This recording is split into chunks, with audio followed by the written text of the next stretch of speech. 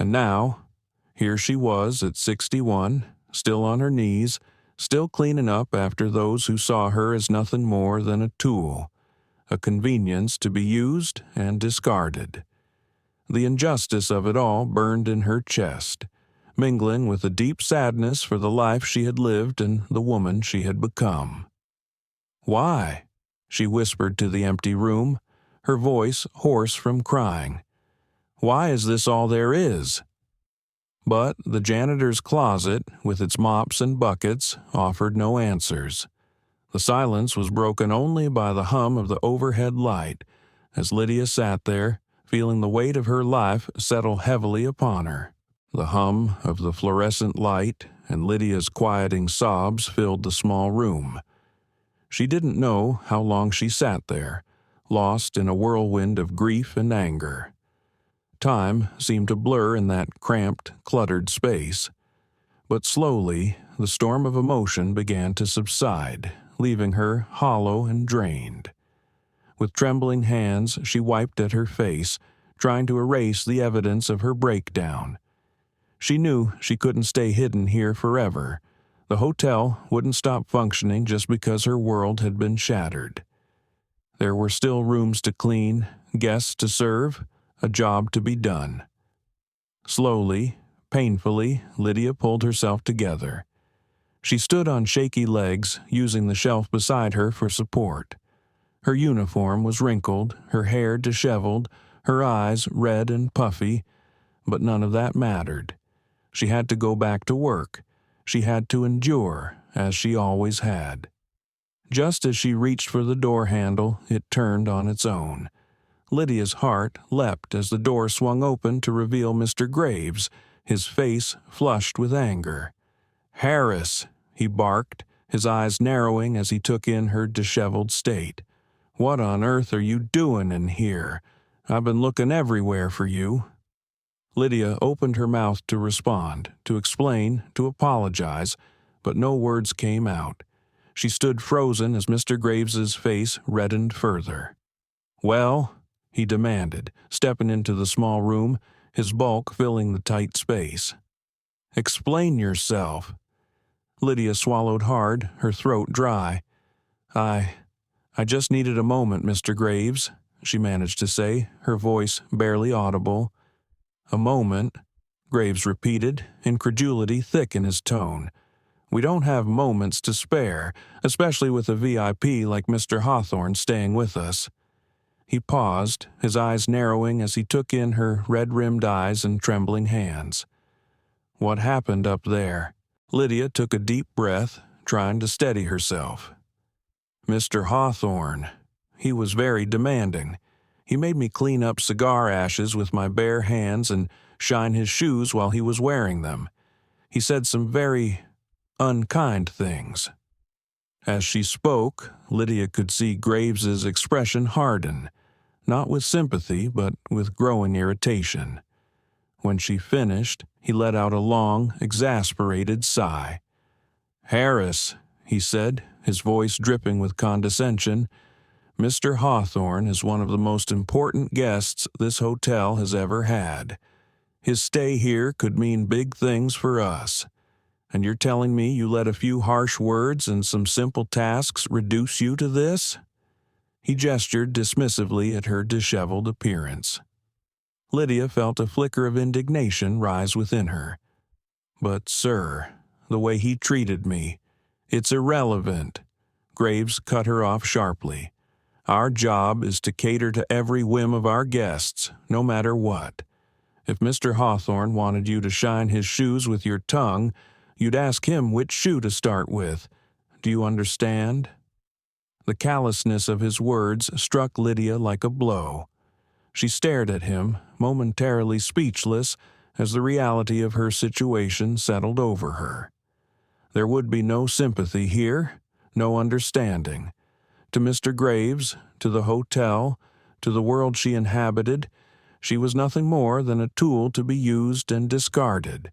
"Now," Graves continued, his tone brooking no argument, "you're going to pull yourself together, and you're going to do your job. No more excuses." "You're going to pull yourself together," and we're going back to Mr. Hawthorne's suite," Graves said firmly. "You're going to apologize for any discomfort you caused him, and you'll beg for his forgiveness. Is that clear?" Lydia felt the floor tilt beneath her. "Apologize?" she repeated, her voice small and disbelieving. "But I didn't do anything wrong." Graves's face turned an even deeper shade of red. "Did you not hear me? It doesn't matter what you did or didn't do. What matters is that Mr. Hawthorne is happy, and right now, because of you, he's not. So, you're going to fix it. End of discussion." He grabbed Lydia's arm, his grip painfully tight, steering her out of the janitor's room. "Come on, we don't have all day, and for God's sake, make yourself presentable. We can't have you looking like this in front of Mr. Hawthorne." As Graves marched her through the hotel's back corridors, Lydia felt like she was moving through a dream or a nightmare. The injustice of it all seemed too enormous to be real, yet with each step, the cold truth of her situation became clearer. They paused briefly in a staff restroom where Graves impatiently waited as Lydia splashed cold water on her face and tried to fix her hair and uniform. The woman staring back at her in the mirror was a stranger, pale, shaken, with eyes that seemed to have aged years in just a few hours. All too soon, they were standing outside Hawthorne's suite again. Lydia's heart pounded in her chest as Graves raised his hand to knock. Every part of her screamed that this was wrong. She shouldn't have to apologize. She had done nothing wrong. But, as the door opened to reveal Hawthorne's smug face, Lydia knew she had no choice. This was the world she lived in, a world where people like her had to swallow their pride, their dignity, their very humanity to serve those who saw themselves as superior. "Ah, Mr. Graves," Hawthorne drawled, his eyes flicking dismissively over Lydia. "I trust you're here to address the issue we discussed earlier?" "Indeed, Mr. Hawthorne," Graves replied in an overly polite tone. "Ms. Harris has something she'd like to say." All eyes turned to Lydia. She felt small, insignificant under their scrutiny. The words stuck in her throat, but under Graves's expectant glare, she forced them out. I'm sorry, Mr. Hawthorne," she stammered, her voice barely audible. "I apologize if I made you feel uncomfortable. It won't happen again." Hawthorne sneered. "Oh, I'm sure it won't," he said, his tone dripping with disdain. "You know, Graves, when I arrived, I couldn't help but notice how this one," he jerked his head toward Lydia, "seemed to think she was above her station, tossing ashes on the floor herself, acting all high and mighty. It's good to see you've put her in her place." Lydia's head snapped up, shock and disbelief on her face. It was a blatant lie, a complete inversion of what had happened. She opened her mouth to protest, but caught the warning glare from Graves. "I'm glad we could clear up this misunderstanding, Mr. Hawthorne," Graves said smoothly, ignoring Lydia's reaction. "Please let us know if there's anything else we can do to make your stay more comfortable." As Hawthorne continued to embellish his lies, Lydia stood frozen, watching Graves nod along as if in complete agreement. His face showed nothing but understanding and apology. In that moment, something inside Lydia began to break. This wasn't just unfair or unjust. It was cruel beyond measure. It was a complete denial of her reality, her humanity. And yet, Lydia was expected to stand there, apologize for things she hadn't done, and validate the lies told about her. As Graves finally ushered her out of the suite, closing the door on Hawthorne's smug face, Lydia felt like she was leaving a part of herself behind. The woman who had walked into that suite earlier, a woman who, despite everything, still held on to a shred of dignity and self-respect, was gone. In her place stood someone Lydia barely recognized, someone beaten down, someone who'd been forced to betray herself in the most fundamental way. As Graves turned to her, his face dark with barely contained anger, Lydia knew her ordeal was far from over. The walk to his office was a blur. The grand hallways of the Silvercrest Hotel, which had once filled her with awe, now seemed to suffocate her with their grandeur. Each step felt heavier, as though she were trudging through molasses. Graves marched ahead, his back stiff with tension, his silence more frightening than any words could have been. Lydia could feel the anger radiating off him.